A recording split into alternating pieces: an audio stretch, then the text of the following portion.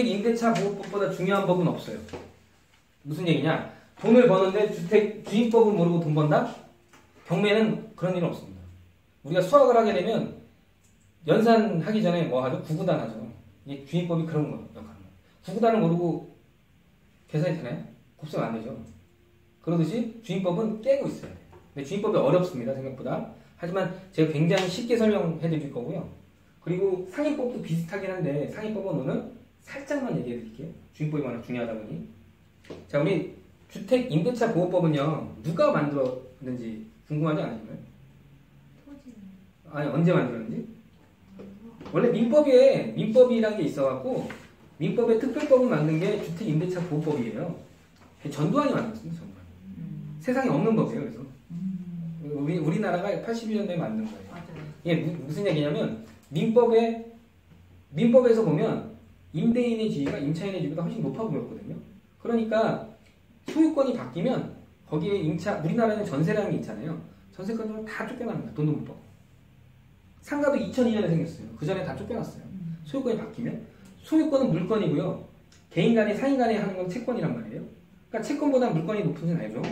그러니까 다 쫓겨났어요. 그러면 임대인이 바뀌고 나쁜 짓 하기가 너무 좋은 거예요. 그래서 만들어진 게 이 주택임대차보호법이라고 생각하시면 됩니다. 주택임대차보호법은요, 편면적 강행 규정이라 해서 임대인의 주의와 임차인의 주의, 그러니까 보통은 다 평등해야 되잖아요. 근데 보통 임대인이 더 우월한 권리를 가지고 있잖아요. 다 똑같은 법이 똑같다고 해도 우병우나 뭐 검사장 했던 사람이 처벌 그렇게 심하게 받던가요? 법이 그래요. 평등한 것 같지만 아는 사람이 유리하잖아.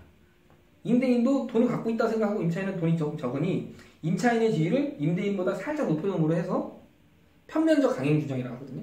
그래서 임차인의 지위를 좀 높여놨다 생각하시면 될 것 같습니다. 근데 법도 아는 사람이 행사하는 거예요. 그래서 대항 요건이라는 게 있어요. 대항 요건. 대항 요건이라는 건요, 우선은 주택을 할 때 점유를 해야 돼. 인도를 갖고 와야 내 거인 거예요. 내가 여기 이 자리에 앉았어. 그러면 내 자리야. 이렇게 얘기할 수 있는 게 점유예요. 그래서 내가 주인법을 행사하기 위해서 인도는 내가 그 부동산을 해야 돼. 내가 400유로를 전세로 왔으면 이 400유로에 내가 점유를 하고 있어요. 내 물건이 있어야 되는 거예요. 그리고 전입신고를 해야 됩니다. 전입신고 어디서 하죠, 보통? 네, 주민센터에서 하죠.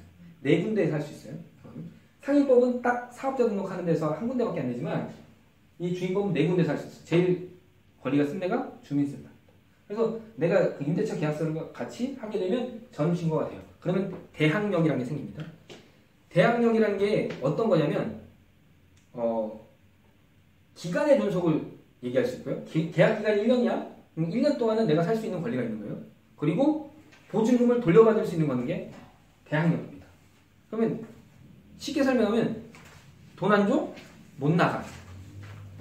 그 기간에 나를 내보내려고 하면 돈을 더 줘야 나갈 수 있겠죠. 그게 대항력이란 거예요. 그러니까 내가 그 대항력이란 거는 이게 왜 중요하냐면 대항력이 은행에 있는 거하고 날짜가 같이 해요. 1월 1일 날 은행의 근저당이 같은 날짜에 들어왔어. 전입신고하고. 그럼 누가 대항력이 빠를까요? 아니에요. 은행이 빨라요. 왜냐하면 전입신고 다음날 0시에 생기거든요. 대항력이. 대항력이라는 건 물건과 비슷한 효력을 주는 돈이지 사실 채권이란 말이에요. 그런데 은행과 같이 날짜이면 은행에 의해서 밟혀버리는 거예요. 대항력이 사라져요. 그래서 굉장히 주의를 하셔야 돼요. 내가 주택의 인도와 전입신고를 한 다음에 그 다음날 은행에서 대출이 나오면 은행보다 선순위가 되지만 같은 날 은행가 들어오잖아요? 그럼 은행이 선순위 돼요. 근데 알 수 없잖아요. 왜요? 뭐 대출을 받을 때 다 나오죠. 아니 그러니까 세입자 입장에서. 그치, 세입자 입장에서. 그러니까 못된 사람은 세입자를 받고 나서 못된 주인은 그날 은행을 받는 경우도 있어요. 그래서 임대차 계약을 할 때 대출이 없는 부동산을 할 때는 특약으로 걸어두셔야 돼요. 만약에 그날 은행에 근저당을 잡히면 이 계약은 무효로 한다. 이런 걸 꼭 잡으시라고 얘기 드리는 거예요. 그러니까 내가 임대인이 됐을 때는 상관이 없는데. 임대인은 뭐 그렇게 해도 되지만 임차인의 경우에. 그래서 대항력이라는 것은 기간의 존속과 보증금의 반환을 주장할 수 있는 게 대항력이다. 이렇게 보시면 되고요. 우선 변제권이라는 게 있어요. 우선 변제권은 먼저 우선해서 먼저 받는 권리일까요? 아니에요. 아니요. 그러니까 이게 말이 우선 변제권이니까 우선해서 줄 것 같잖아요. 절대 아닙니다. 우선 변제권이라는 건요. 우선 인도 점유하고요. 전입신고하죠. 확정일자까지 받아야 돼요. 확정일자. 내가 임대차 계약서라면 확정일자로 딱 도장 찍어주는 것까지 받아야만 뭐가 생긴다? 우선 변제권이라는 게. 우선 변제권이냐? 만약에 내가 살고 있는 부동산이 내가 임차인이지만 그 부동산이 경매로 넘어갔잖아요. 그럼 내가 시간 순서대로 받는 거예요. 내 순서에 나오면 후순위권자보단 먼저 받을 수 있는 거예요. 시간 순서대로 내가 빠르게 되면 그 순서가 왔을 때 받을 수 있는 게 우선 변제권입니다. 그러니까 우선해서 받는 권리가 아니에요. 내 순서에서 본인의 순서에서 배당을 받을 수 있는 게 우선 변제권이에요. 좀 이해가 되셔요? 그럼 쉽게 얘기해서 그냥 임차인 입장에서 그 앞에 주인이 은행에 만약에 채권을 갖고 있었다. 근데 걔네들이 선순위였다. 근데 난 저걸 갖고 있어도 은행이 1차 순위니까 걔네들이 갖고 그러니까 시간 배정 순서로 해서 내 순서가 왔을 때 후순위권자보다 먼저 받는 게 우선 변제권이에요. 그러니까 세대가 여러 개일 경우에 내가 먼저 하면 똑같이 경매를 해도 먼저 접수한 사람 순서대로 되니까 확정일자 순서대로. 그러니까 내가 배당에 참가할 수 있는 권리가 우선 변제권이라고 해요. 우선. 순서대로 주고 나머지가 꽁지는 없으면 못 받는 그런 것 같아요. 좀 더 천천히 설명을 드리면 우선 변제권이라는 거는 내가 여기 임차되어 있는 그 부동산에 만약에 경매를 갔을 때 후순위에 있는 사람보다는 내 순서가 오면 내가 받을 수 있는 권리가 우선 변제권이라고 생각하시면 돼요. 근데 우선 변제권이 확정일자라는 걸 받지 않으면, 그러니까 내가 전입신고까지는 먼저 했어요. 대항력이라는 건 생기는 건데 내가 확정일자까지 받지 않으면 이것만 있는 사람도 있어요. 확정일자 안 받는 사람도 생기거든요. 그러면 대항력은 있지만 내가 경매로 넘어갔을 때 배당은 못 받는 거예요. 그럼 내가 만약에 최선순위면 대항력이 있기 때문에 내 거를 누가 낙찰 받더라도 내 거를 인수해야 되는 거야. 이해가 되시나요? 확정일자 있으면 법원에서 받아갈 수 있는 것이고 확정일자가 없으면 낙찰 받은 사람은 그렇죠. 만약에 내가 최선순위 때. 법원에서 그 지정해주는 최소 금액밖에 못 받아. 그거는 이제 제가 최우선 얘기해 줄 거고요. 그거는 우선하고 또 틀려요. 그러니까 그러니까 어렵다고 생각하면 어려운데 설명을 들으면 왜 그럴까 생각해 보십니다. 그러니까 얘가 이제 대우체가 되게 주임법이 중요한데 우선 변제권이라는 거는 우선에 현혹되지 마시고 우선이 아니라 후순위보다라고 생각하시면 돼요. 후순위보다 우선해서 받는 게 당연하잖아요. 근데 그거는 경매는요 물권 채권 관계이기 때문에 당연한 게 아니에요. 채권은 항상 물권에 밟힙니다. 근데 원래 이거 주임법 자체는 채권이란 말이에요. 채권을 물권화 시킨 거예요. 이 사람들이 어려워하니까.